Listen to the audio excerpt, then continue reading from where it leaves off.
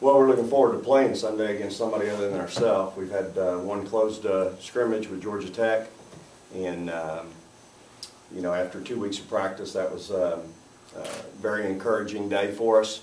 Michelle Joseph does a tremendous job at Georgia Tech. They're perennially a top 25 program and in the NCAA tournament. So I was very pleased how we competed with them, and we've now had about 2 weeks to get ready for our game Sunday against UA Fort Smith.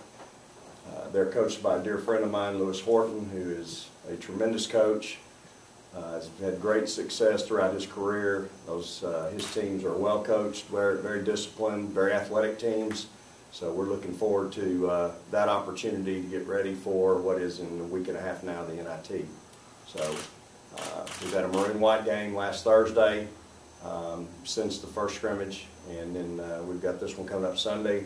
We'd love for everybody to be out. It's a 2 o'clock tip, and so the season's here. Our kids have been working extremely hard. I'm proud of our returners and how they've come back ready to go. And obviously I'm very pleased with our recruiting class and their competitiveness. And so I think chemistry is a daily thing with us right now.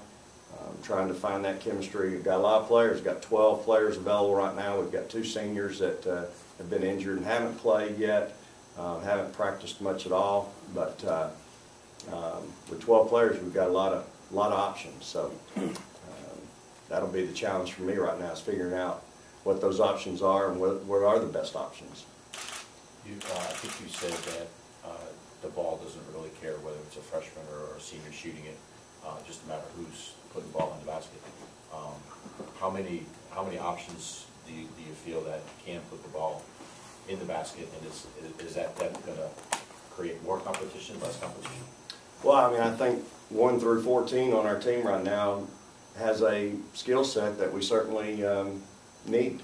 And so I think everybody, you know, we're not limited. We don't have limited players. You know, I think everybody brings something to the table. And again, that's a real challenge as a head coach, trying to figure out, you know, who plays more in this one. You know, for instance, Breanna, we've moved her over and have her out playing the 3-some. It allows Katera to stay on the floor, which I need Katera on the floor.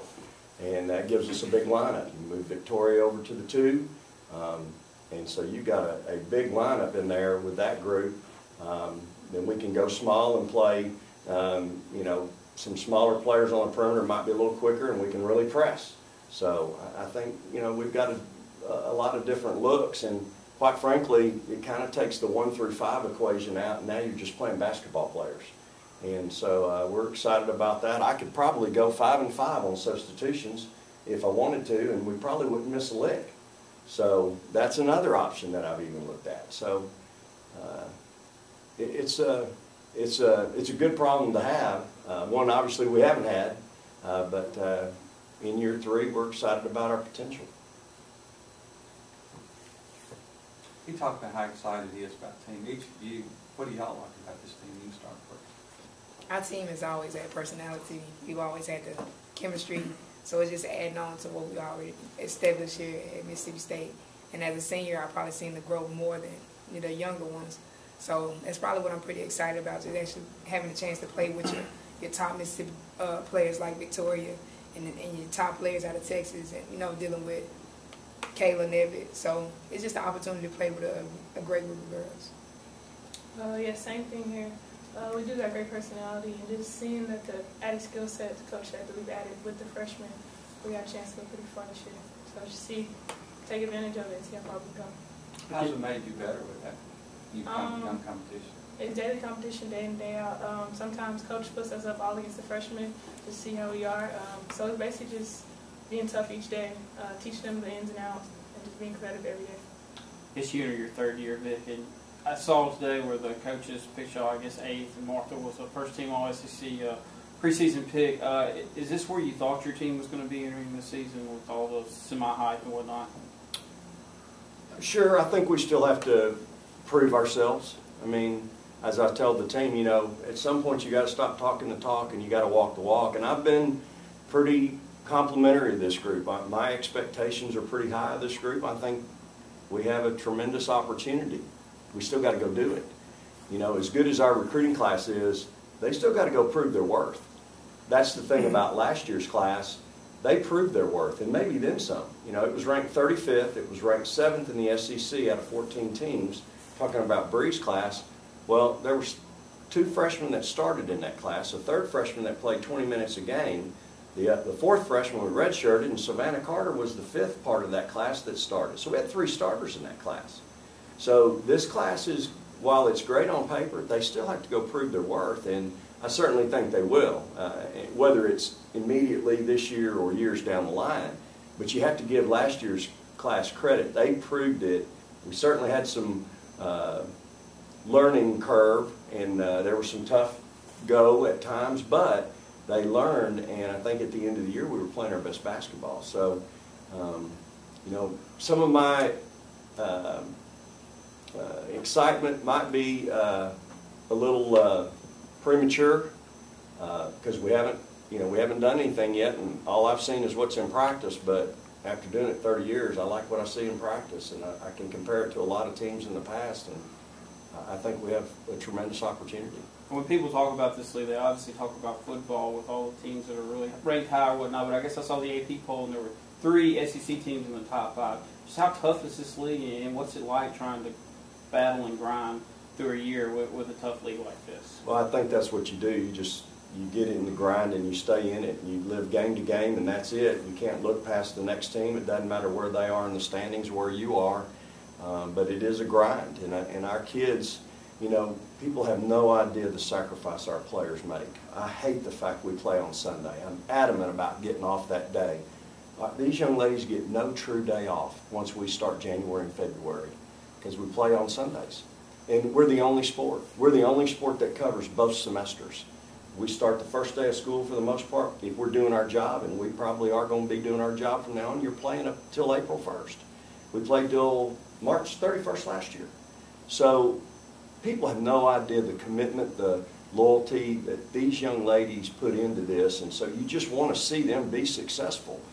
It's important for their growth as young women, and to go on and then from here to the professional world to know that if they put their heart and soul into something and they really commit to it, that there is a tremendous reward for that. Do you want games to be moved to Saturday? Is that what I would love for them to be, but it's just you know, me and Coach Blair, and we're about the Lone Rangers right now, and it's just the way it's been, and so that's the way we're going to do it, and that's unfortunate because, you know, we haven't had a team in the Final Four since 2008, and I think that's something that, you know, might need to be looked at. By the time we beat up on each other for 2 solid months, then, oh, by the way, congratulations, now you're going to go to the SEC tournament. Then after that, you grind away, and now the best part of your season is the NCAA tournament, and now you're so beat up and tired, you might not have a whole lot left in the tank. So, but back to the original question, it's really not about any of that. These kids put a tremendous investment into our program, and so you want to see them rewarded. Bree, Coach talked about moving you from 4 to 3. Can you talk about what that's been like, and if it presents any different challenges, new challenges?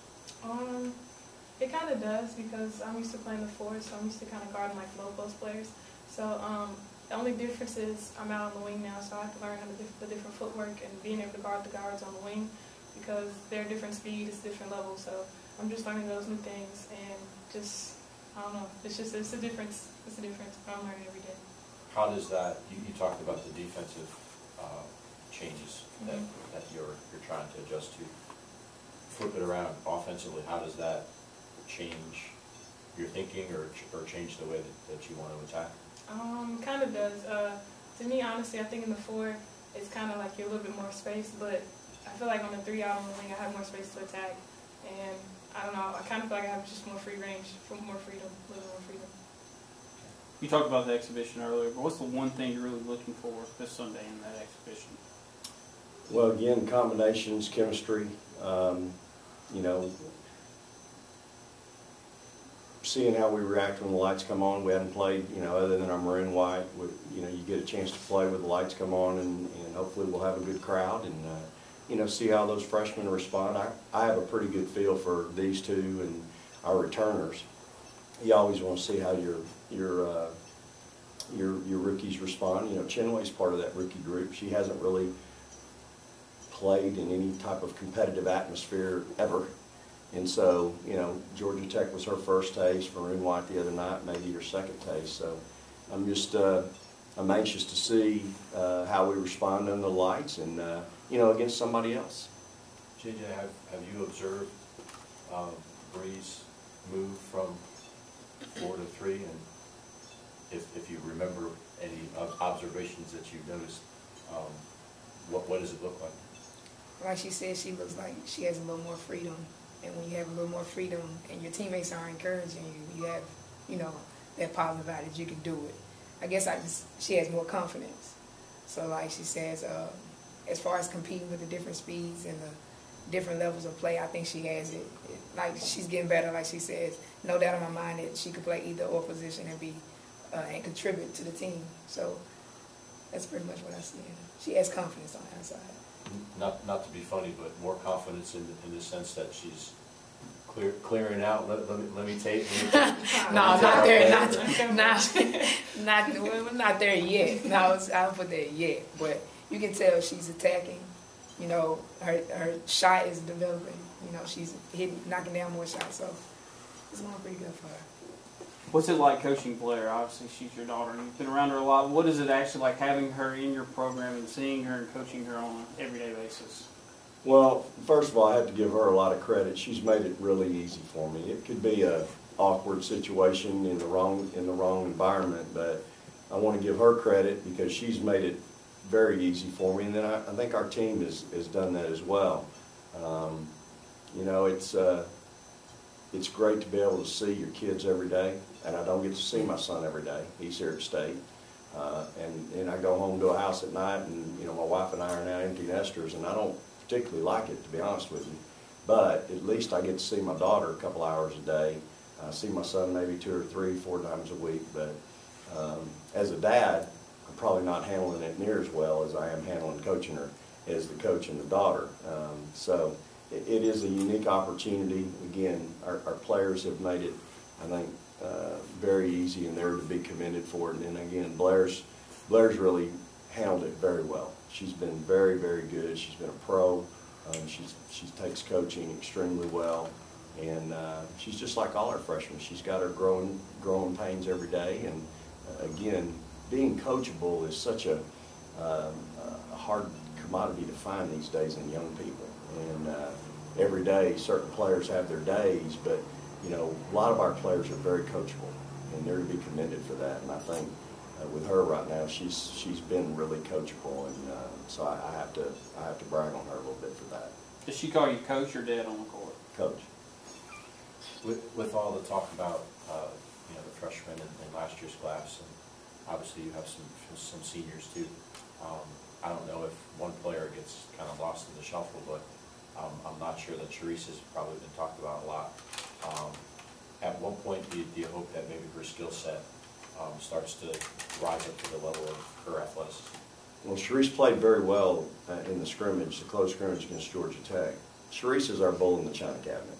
She's that, you know, that unbroken stallion that just is constantly bucking. You know, but she's you know, obviously tremendous frame, athleticism, you know, out of the gym, just a tremendous athlete, and just, again, every day trying to work on her skills. I think that's the thing, you know, one day she really looks really good and like $1 million, and the next day she gets back to some of the old form and some of the old habits. But again, wonderful kid, great young lady, works hard.